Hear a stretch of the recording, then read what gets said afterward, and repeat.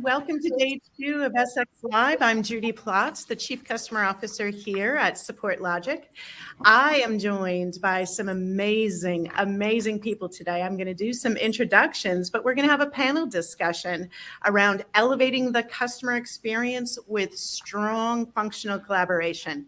If you joined us for the morning session keynote with John Ragsdale, you heard a lot about collaboration and how the support and success teams and other business units can collaborate. So I'm looking forward to this next hour with you.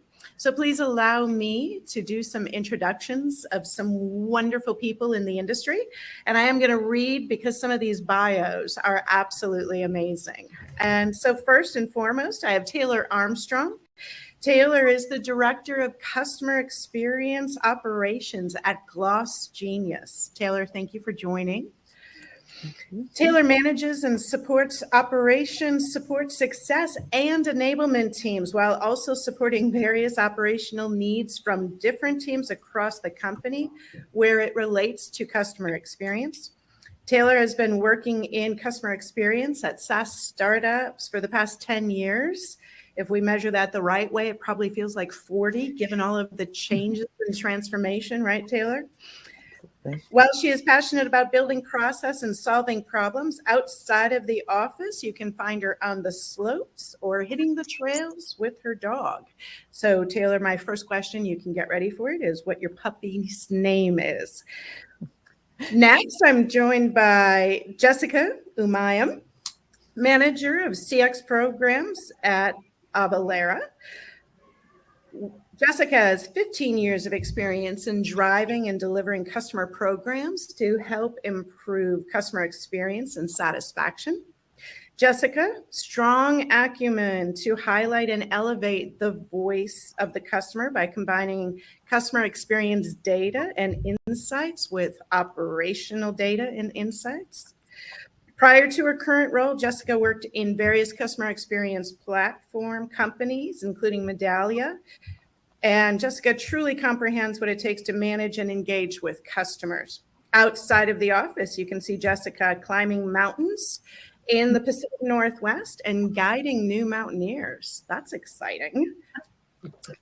Bobby Sands, Vice President of Customer Experience at Avalara. As a VP of CX, Bobby manages overall customer experience and customer operations with a focus towards functional collaboration to elevate overall customer experience. Prior to this role, Bobby spent 10 years at Thomson Reuters, building and scaling implementation, pro services, support, and success functions. With Bobby's experience, the drive within the organization is for customers to realize value in every one of their interactions. Outside of the office, Bobby spends time on the lacrosse field with his daughter and playing badminton with his wife. Didn't know either of those two. And my last, I saved you for last, Dean. Dean, you and I haven't presented together in a while, but I'm so glad that we're back together. We had some good sessions at TSIA in the past. Dean is our SVP of Customer Service and Support at ServiceNow. Dean has over 20 years of experience in Silicon Valley, most recently Chief Customer Officer at Inside Sales, 13 years at Salesforce with leadership roles in pro services, support, and M&A integration. He has an MBA from Santa Clara University and a Bachelor of Science in Systems Engineering from the U.S. Naval Academy.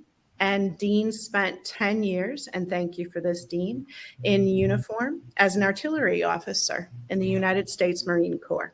So, as you can tell, joined by an amazing suite of professionals. So we have a number of questions that we've put together for today, and we're going to round robin through those and hear insights from each of my panelists. But please, anybody, if you have questions that you want to ask, any of us, put those in the chat, and we'll be happy towards the end of this session to bring those questions to bear as well. So I think, Jessica, I said or it was actually Taylor. Yep. We're going to start with your dog's name and what kind of dog it is. His name is Benny, and he's a Bernese Mountain Dog. Fantastic. Love it. Okay, now let's go to the serious question. So here we go. How would you define strong cross-functional collaboration in the context of customer success? And why is it so crucial for delivering exceptional customer experiences? And I really do want to focus, and you heard me say it, strong collaboration. I think we can all say, and John Ragsdale talked about that this morning, I think we all think we're doing that to some degree. But Dean, I'm going to go after you on this one. You've had so much time and share as a chief customer officer, and you've had that responsibility for the various service lines and such. Can you give us some examples of how you define it and what caused it to be successful or not successful, as it might be? Sure. Well, I think I've been pretty fortunate, whether starting at Salesforce and almost kind of the birthplace of customer success way back when, and then the organizations I've chosen to join since then, all with a very, very strong, right from the top, focus on serving the customer and delivering a great customer experience. So step number one, pick an organization or find an organization that is aligned with making sure customers are number one.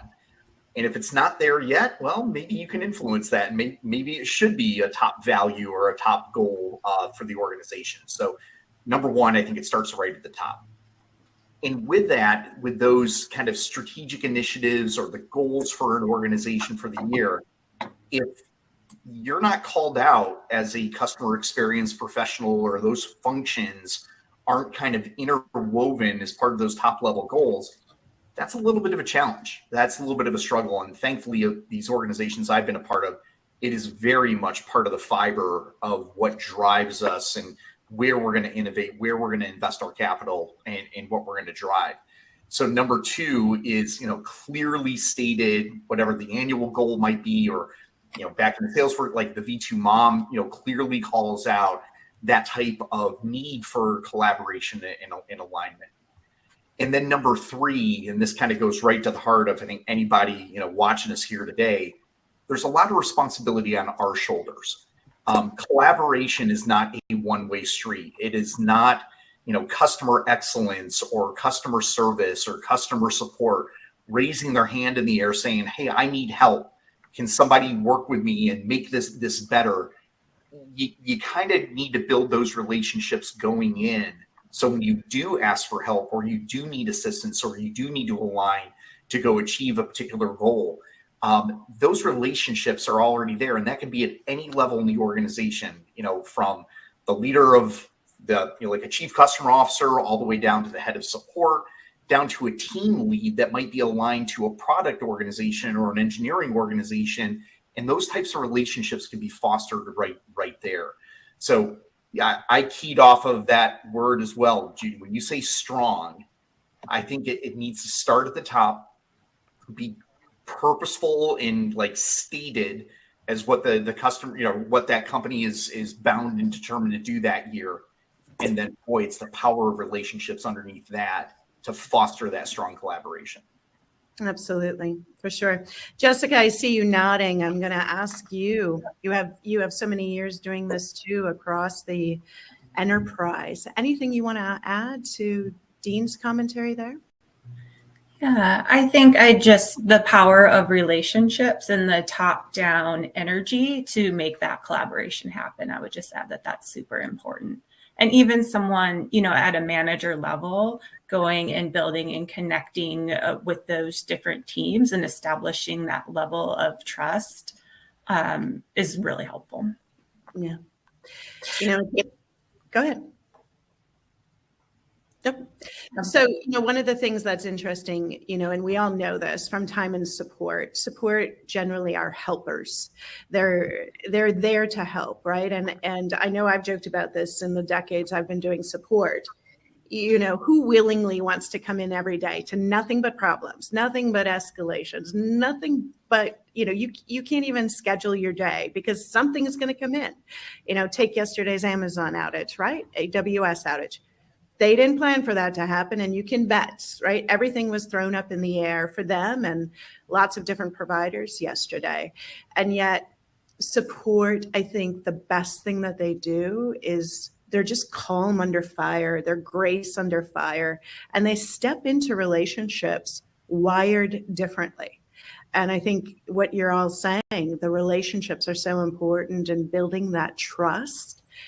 Bobby, you've been there. I'm not going to age you by saying again how long you've been in the industry, but when you hear about it being relationship based, anything else that comes to your mind?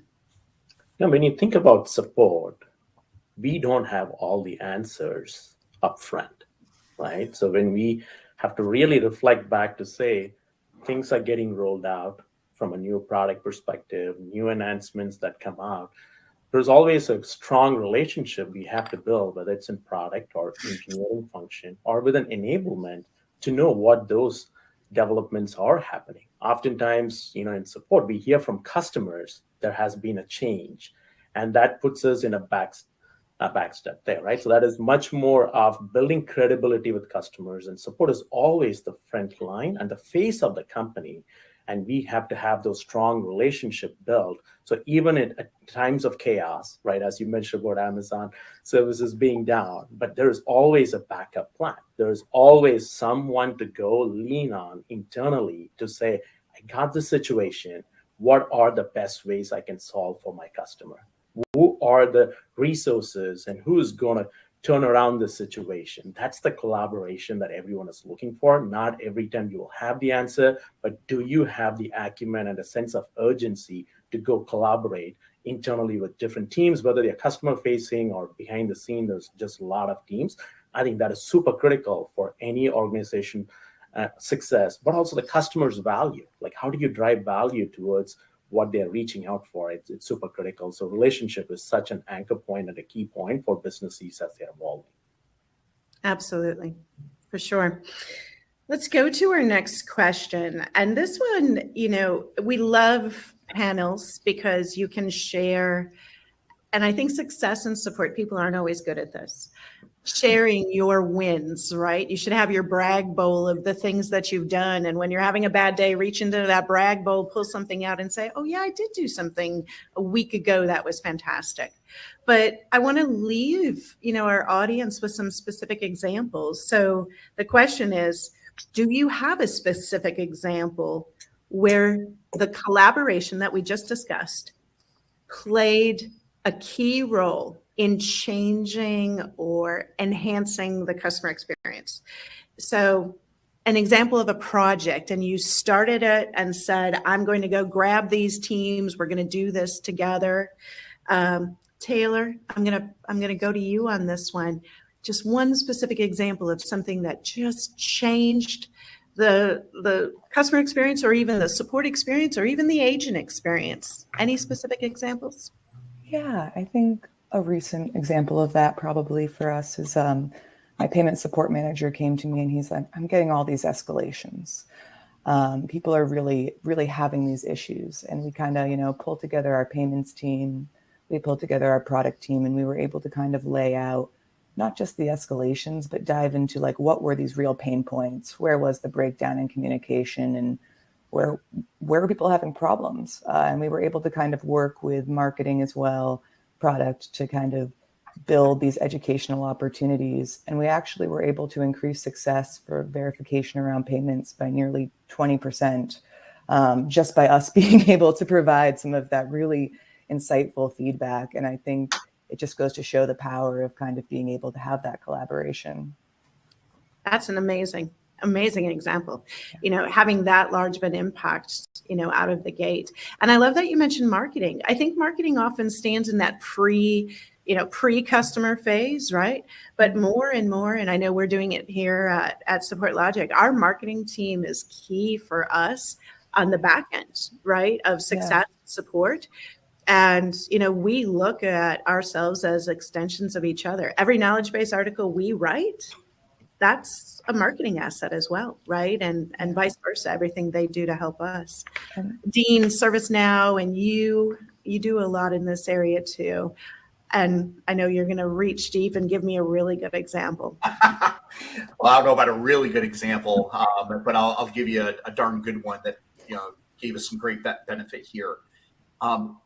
We had a product leader for one of our products in our portfolio start getting a little concerned about how much time their engineering team was working on case tasks and escalations to them and fixing issues or fixing bugs. And maybe it wasn't even a bug. It was just lack of awareness in the support team and definitely at the customer side on what should be the best approach to deploy this product or use it in the best way.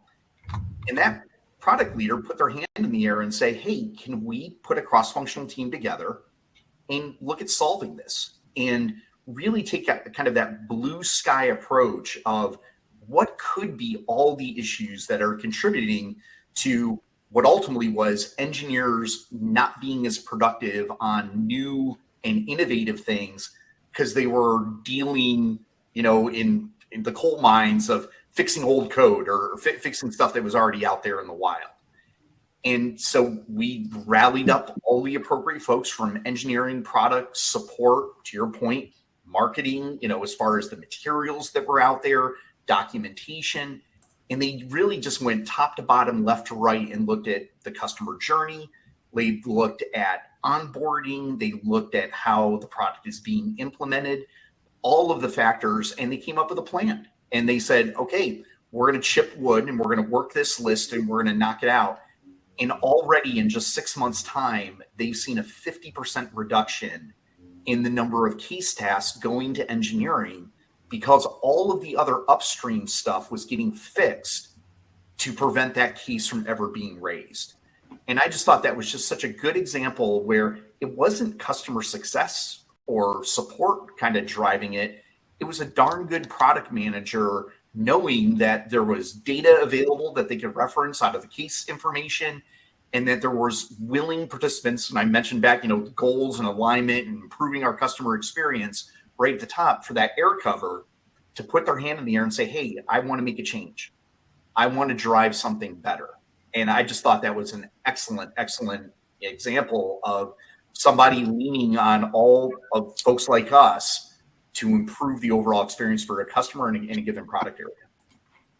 Absolutely. I love darn good product managers like that. Yep. We've all talked about this. I call it the great 80. You have 10% of your issues might be defects. You have 10% that might be enhancements. Sitting in the middle is the great 80. And most often, engineering or product never see those issues, yep, ever. Why should they, right? They're handled by the support team generally.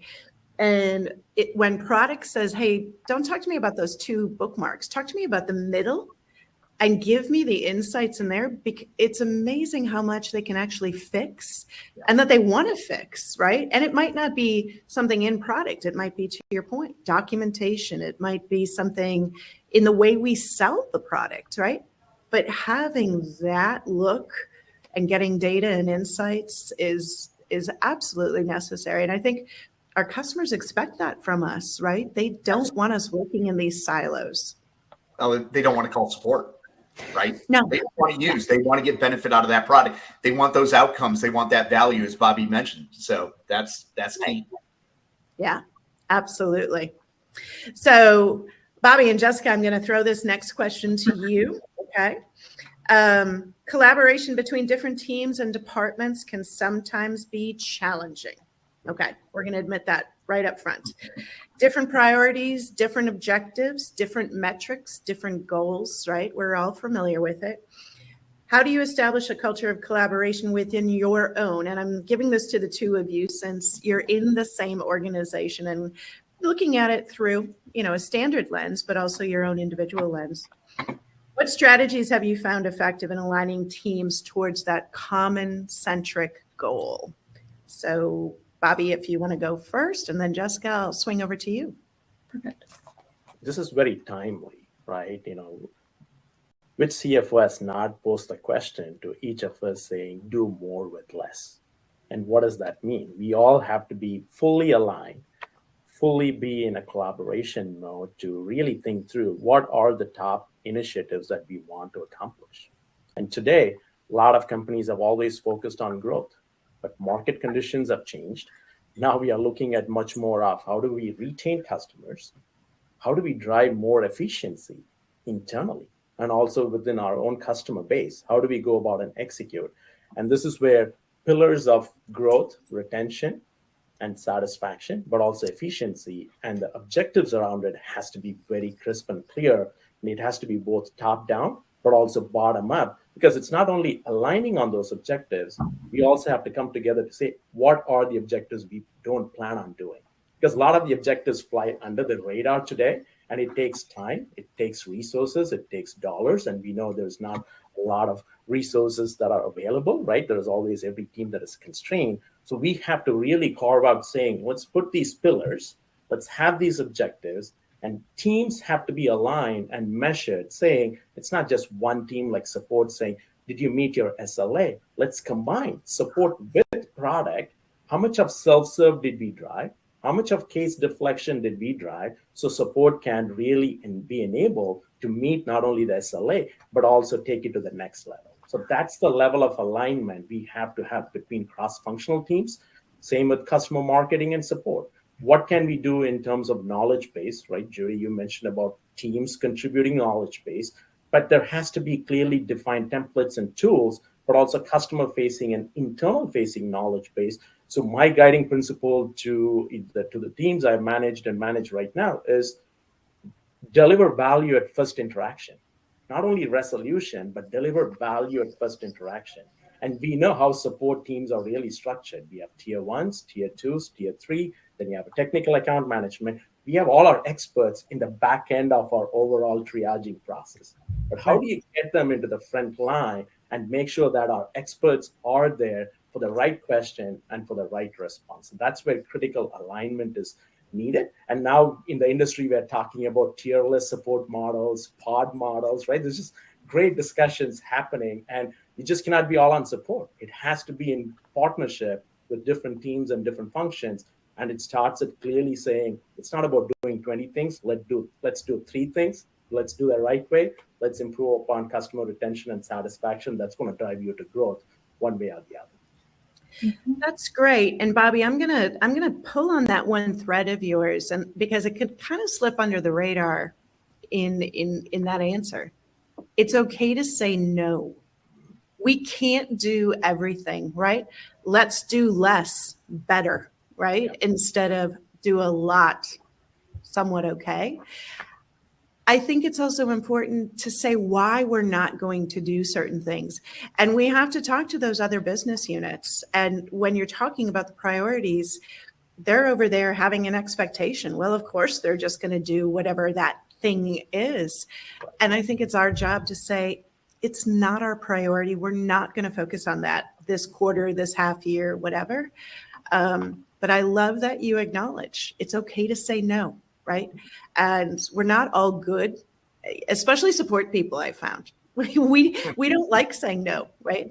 I think we have to get better at that. And like I said, do less and do it better.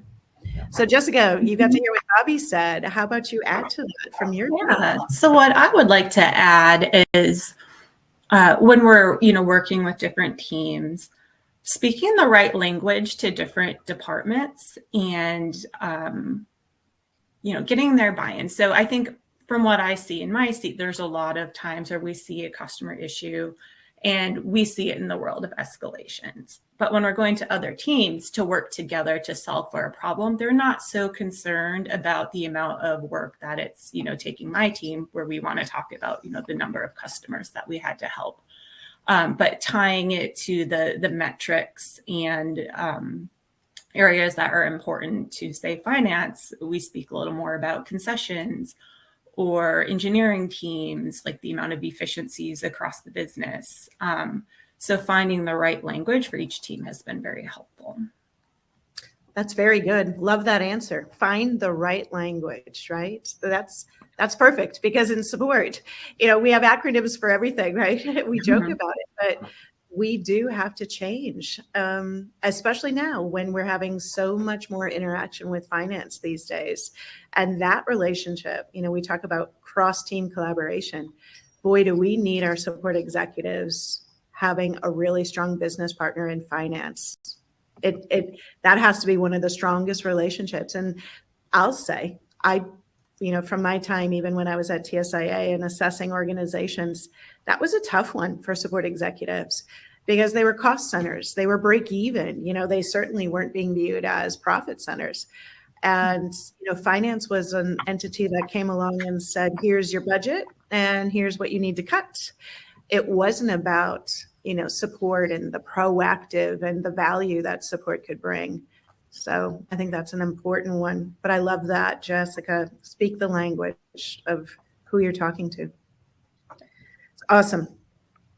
So increasingly, digital and remote work environments. Oh boy, are we going to go down a path on this one?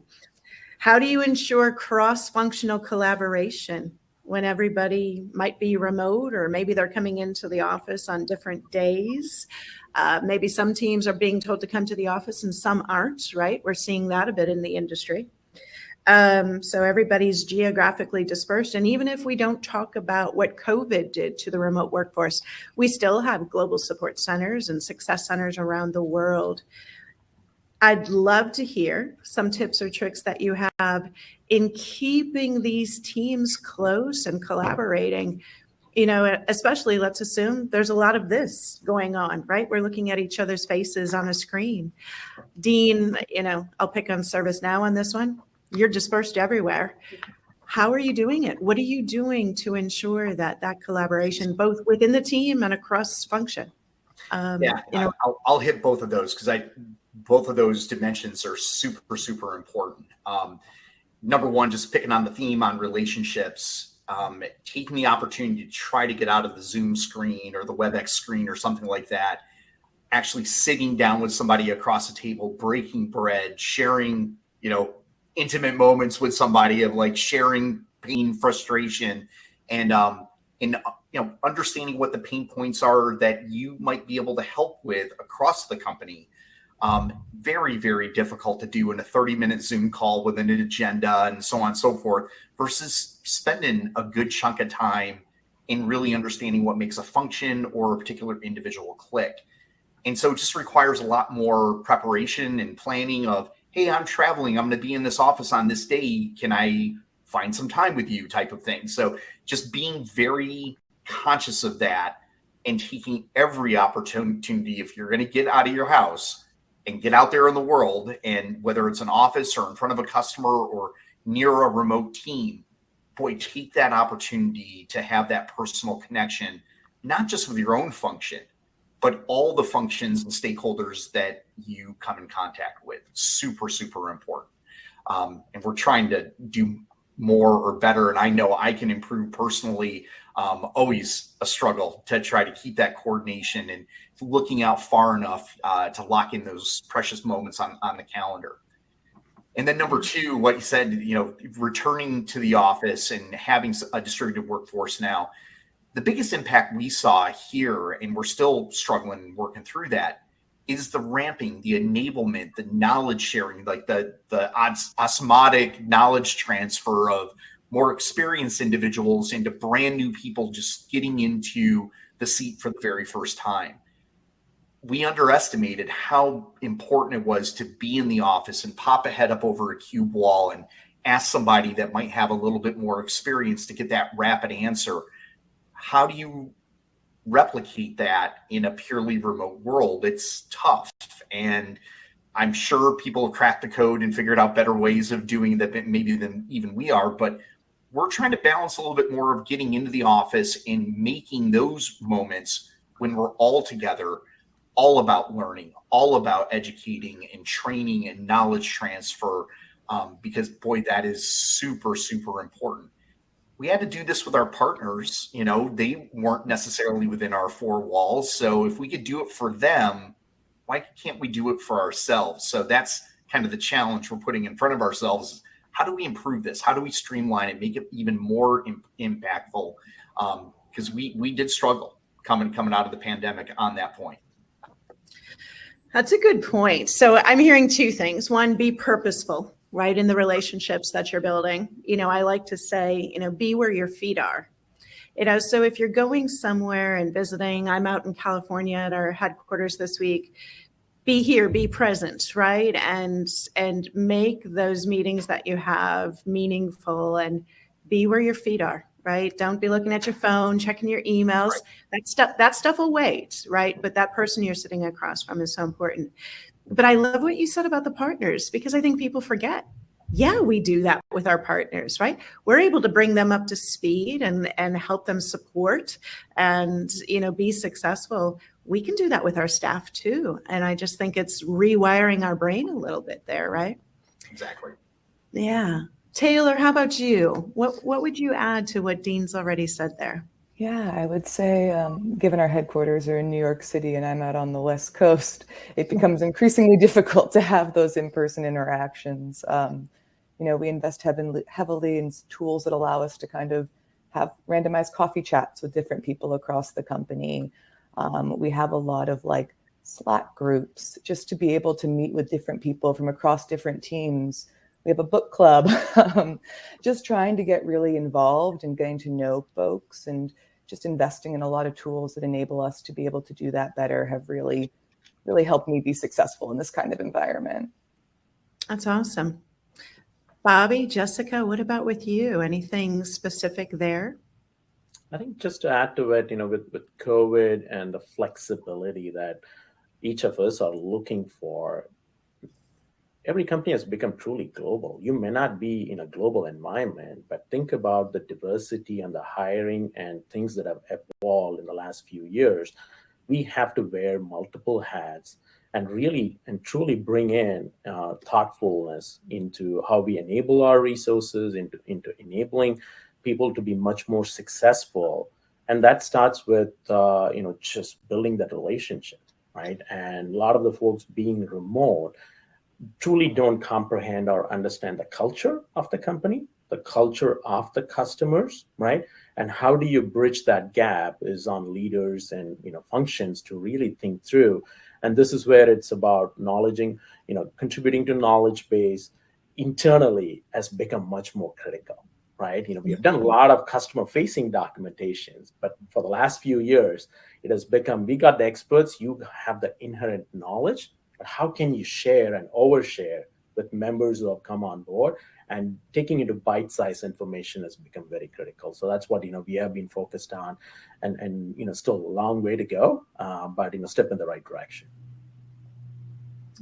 Great. I'm loving you've worked the word knowledge in so many times, and it sounds to me like you have a knowledge culture at your organization. And I think that's really important, right? We're all knowledge workers, right? And we should be able to share that knowledge. And I think when you come to others with gifts, right, and the gift of knowledge, I think that helps build, an amazing culture and helps onboard quicker and all of those things. But I love what you're describing.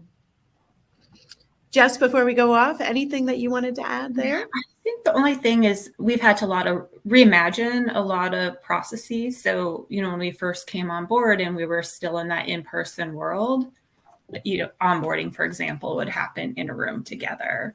And just starting from scratch, knowing that we're in this new remote environment and having, those knowledge-based style things and rebuilding our employee experiences with the new reality. Yeah. Thank you. It's important. There's no doubt right now. I want to touch on that, the employee experience. We've talked about this over the last many years. There was so much focus on customer experience, right?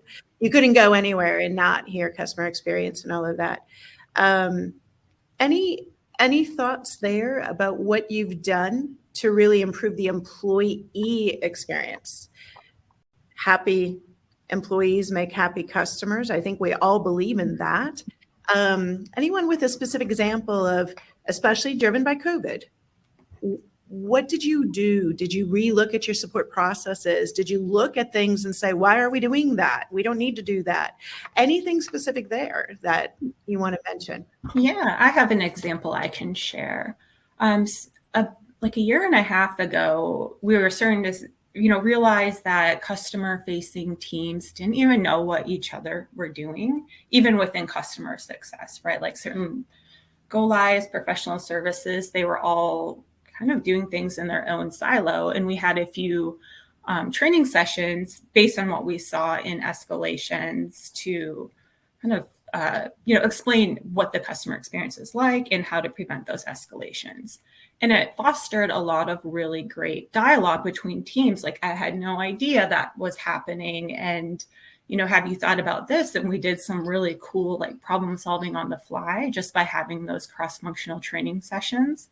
So we decided to take it a bit further, where we picked members of all these different teams and started an employee advisory board for customer experience, where representatives from all these teams met on a monthly basis to talk about, what were our customer pain points that they were seeing from their point of view, and what were the common themes that we saw across all of these teams, and then how can we feed that information up to improve customer experience. And a lot of it was, it was the employees' bad experience was leading to poor customer experience, like a lack of enablement. So by bringing those teams together and purposefully having those conversations, we were able to influence initiatives to improve documentation and training that ultimately help both the customers and the employees.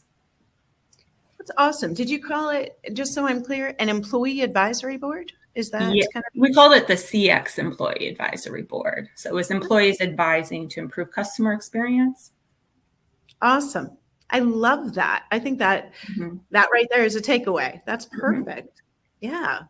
And Bobby, I guess you're in the same organization, so you participated in that too. Any little morsels there from you on the success of that? No, I think this again goes to leadership buy-in, right?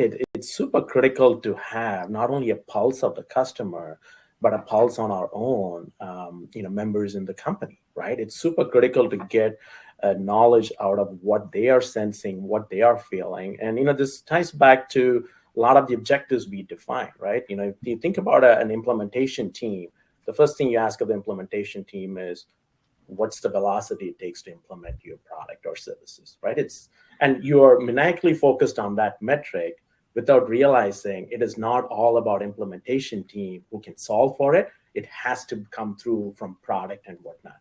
But how do you tease out the pain points of an implementation team is to go and capture that information. So that's where voice of the employees becomes super critical. Feed that back into product and other functions to say, how can you really have a working collaboration session to overcome? So it's not just velocity for the implementation.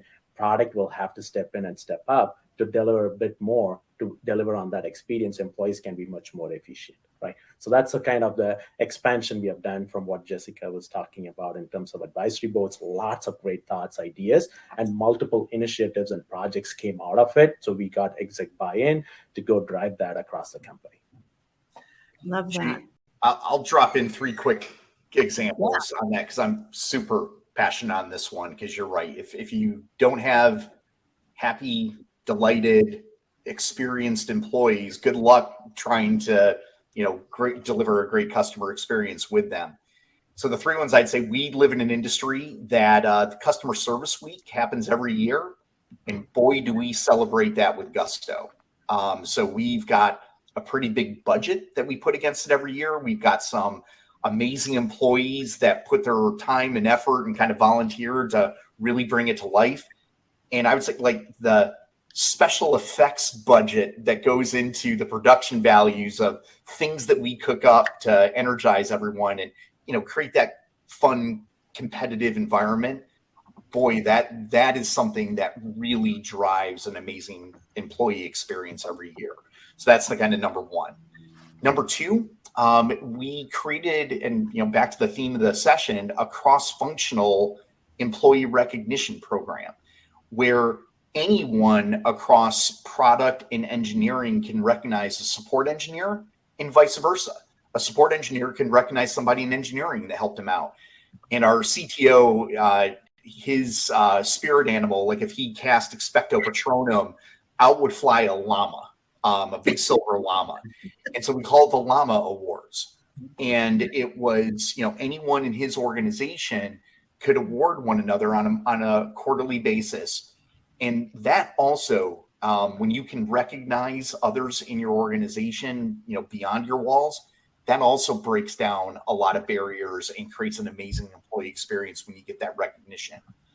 And then the third one I would throw at you is we put a lot of time and effort into developing career development journeys across all facets of those roles that touch customers. So from customer success, support engineers, implementation professionals in our services organization, all of them have kind of aligned career ladders that if they want to do, a jump from support into professional services, they know the path and the skills they need in order to get there. And many of them are fulfilled in the current job that they're in, setting themselves up to be very effective in that next role. So putting some time and effort, because that's what your employees, they want to grow, they want to develop, they want a very successful career. So we put a lot of time and attention to giving them that in the context of these post-sales roles that we have. That's awesome. I'm not at all surprised. Dean, you've been such a great leader in this industry for so long. I know how much you care for your people. And I love the fact that you make it a priority. October is Customer Service Week. And, I can say sadly, in all of the assessments and audits I used to do, it was amazing how many organizations didn't even know there was a Customer Service Week, right? So glad that you're budgeting for that and making sure it's consistent. I love that. Yep. Thank you. Taylor, how about in your area, your organization? Yeah, absolutely. We also have our glossy awards. We have, our gratitude Slack channel, which people across the organization can share gratitude with one another. I love how busy that channel is. But other than that, we actually also have the business sustainability team that's really dedicated to making our processes a lot easier for our team and meeting with us on a weekly basis. And that's been really instrumental. I actually do, weekly office hours where folks can come to me with ideas for how we can improve our processes and what we can bring to that team to make their lives just a little bit easier. Yeah, I love that. I'm a big proponent of serviceability suggestions. I think it helps us understand something that we just take for granted and we're like, oh, that's painful for you. But it also tells us how engaged our employees are, right? If they want to continue to make things better, that tells me we have an engaged employee and we want to do everything we can. It's the moment when you stop giving suggestions, that's when the checkout begins, right? And employees at that point are kind of stepping back and they're not engaged. And that leads to the next time a recruiter calls, they might take the call, right? Yeah. So up to us to keep them engaged and welcome those ideas. So Taylor, I love that you guys are doing that. That's very meaningful. Absolutely. So a couple more questions, and then we'll see if we have some questions coming in here from our audience. Audience, please, don't hesitate. If there's something you want to learn from one of these industry pros, put it in there and we'll be sure we answer it. But one of the things going on, and we know this, we've always talked about it, customer demands are increasing, just like crazy, if you will, holding us to a new standard. We ourselves as consumers, always on, right? You go somewhere and you have an amazing experience and then you're highly disappointed the next time you go somewhere and you don't have an experience like that. What are you doing specifically to get to a place where that customer experience separates you from the pack? Dean, I'm gonna go after you on this one. You've spent so much time working at, two providers who provide support agents, right, with an amazing experience. What are you doing to differentiate, ServiceNow from others out there? So number one, quality of hire, quality of individual. Number one. Boy, a lot of time and attention and assessments, go into, let's get the right people on the bus, so they can deliver that amazing experience, first and foremost.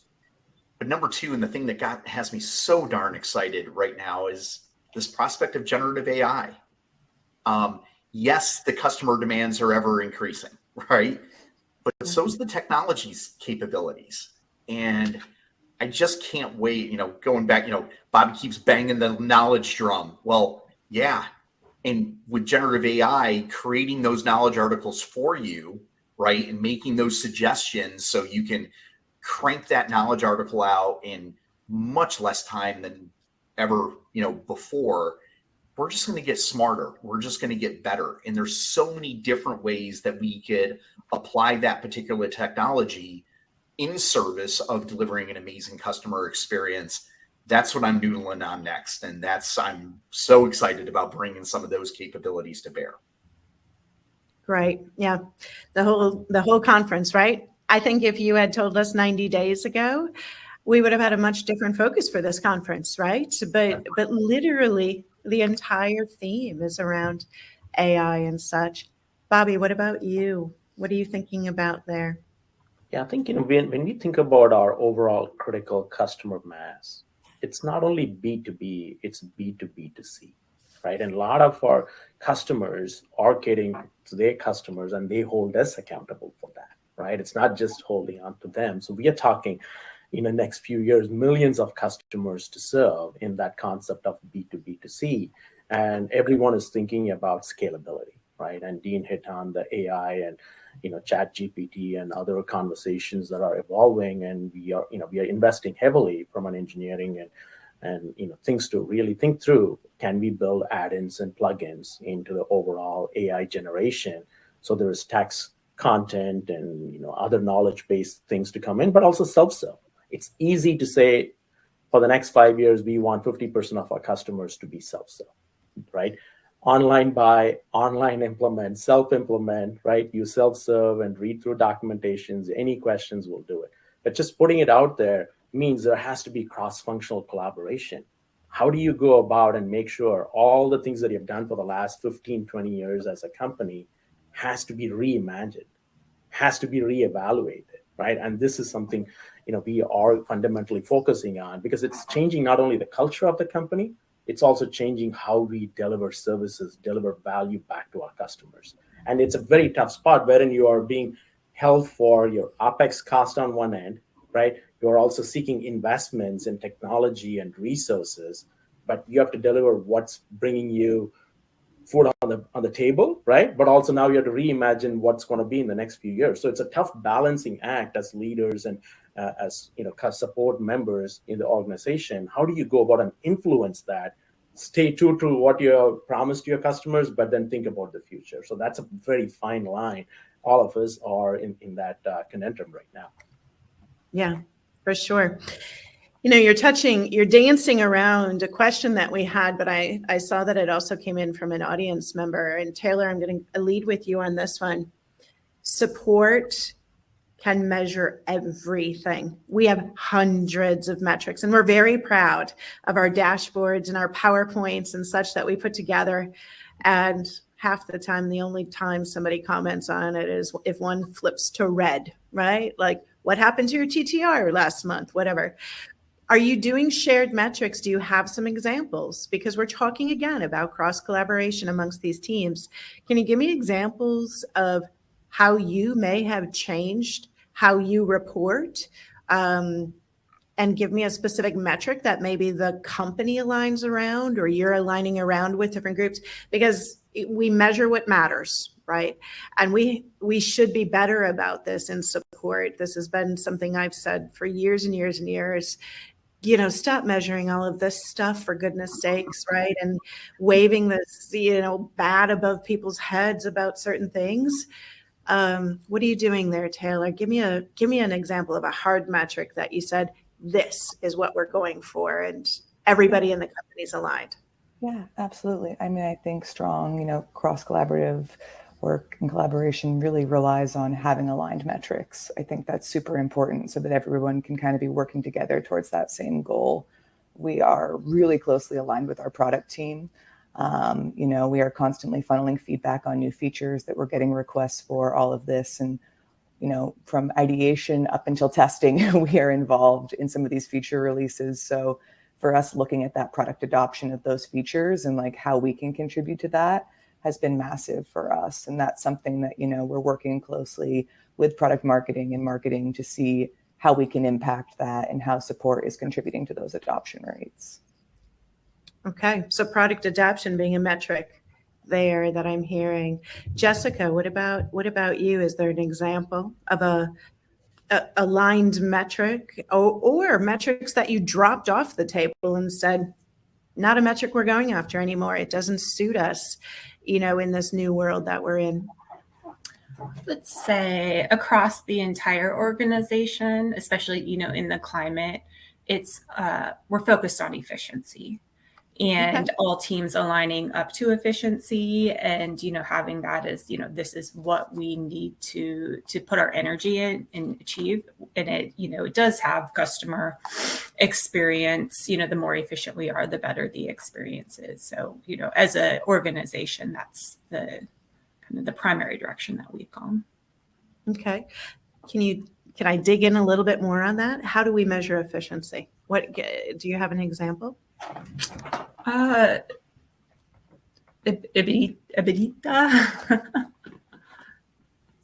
Like our financial efficiency. Oh, okay. Mm-hmm. You better.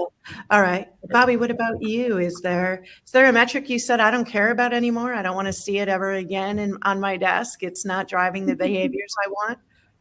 I think, we tend to take a lot of the escalation metrics in different tangents, right? And what I mean by that is, we always take into consideration, we got 50 escalations last week, right? When you think about that, that shows opportunity for us to go improve.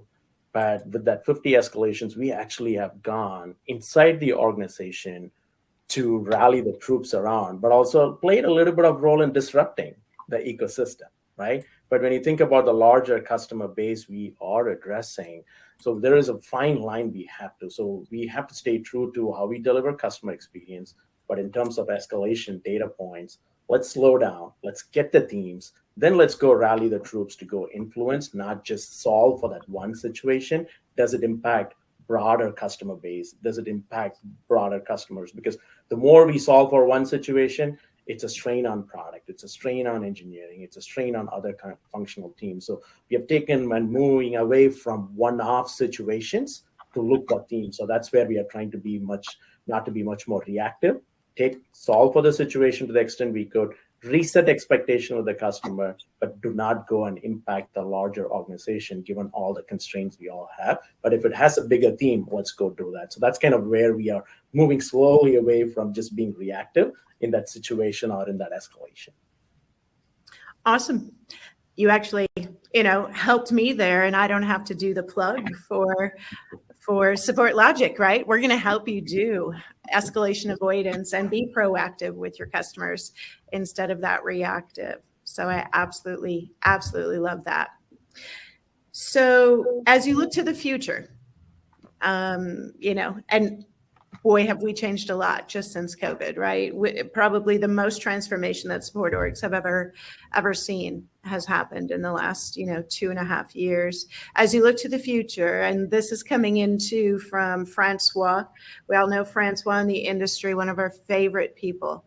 One example of how you're going to impact customer experience, and you're not going to waver on it. This is the thing that's front and center in my head and my team's head. And just give me one example that you think is we have to do this right. And so if somebody's coming up behind you, looking at you, watching you, what's the one thing you're going to do to improve your customer experience? Dean, I'm going to start with you. Yeah, you missed in her intro, luminary, thought leader, all of those wonderful adjectives as well. She is something else. When I see that question and I hear you pose it, the one thing that jumps to my mind is prevention. There are, especially many of us are in the SaaS world, and there's so much of our infrastructure that's kind of operating for us, and the customer just uses it, turns on, and it works, and it's wonderful. But sometimes they don't, and things go wrong, and customers contact us, and we get them back in the fight. What if they don't have to contact us? What if we caught it before the customer did?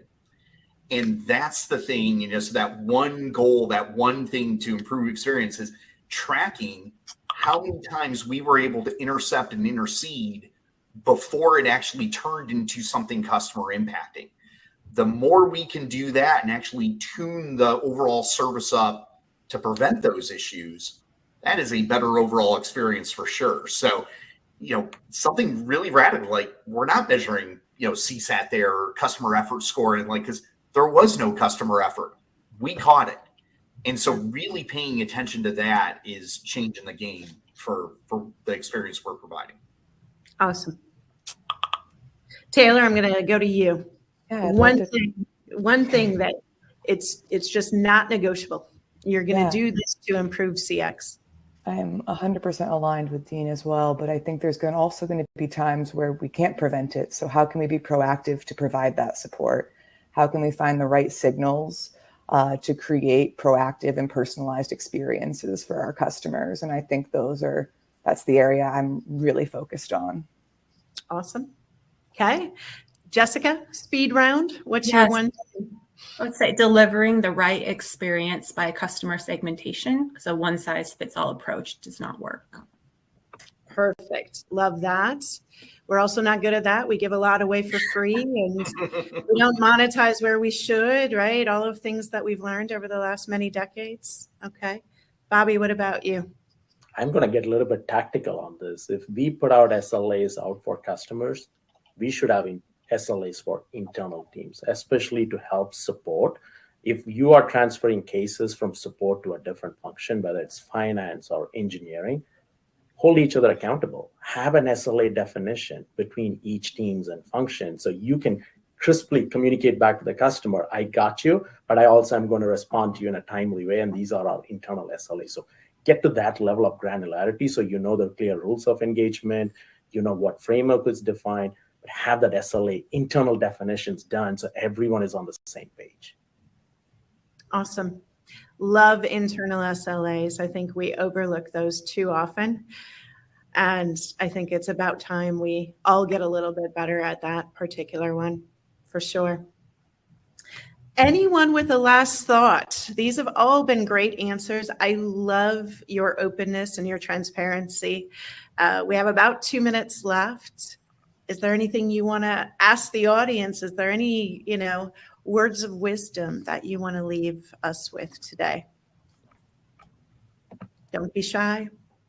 I think the only thing I will add to is defining and definitions around customer experience and journey mapping. We all know how much time we spend, but every customer, to Jessica's comment, is going to have different experiences. So more anchor on journey points so you can really have outcomes driven at those journey points, and you can map out where this customer is and where they should graduate. So you are in control, you are in real setting expectation rather than customer jumping from one experience to the other. So that's kind of where we are focused on, is driving to journey points, not necessarily an entire journey. So we know how the customers are graduating from one to the other. Perfect. Okay. Dean, how about you? Yeah, I'll dive in. You kind of stole my thunder a little bit with the whole focus on the employee experience, but I'll take it one step further. We're all part of technology companies here. It's so easy to focus on the technology and the next shiny object like GenAI, but there's the people in the process part too. And we as leaders in the post-sales space, taking the time and the effort to making sure we're taking care of our people, getting the right ones, fit for purpose for whatever we need, getting them up to speed, but also just putting the right processes in place so that you can be successful, our customers can be successful. And I think, so many of us, we get so fixated on technology and twisting a lever and, pulling, twisting a dial, pulling a lever when, we'll get to that. but let's really make sure the people and the processes are solid and foundational first. That is, I think that's my number one responsibility in this organization.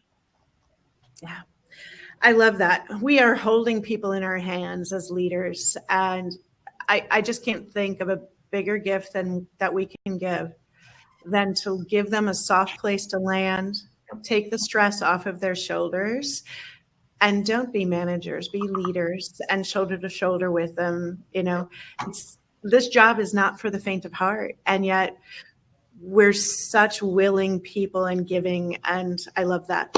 So I want to say thank you. We're right there at the end. You have been brilliant. I've loved our time together today.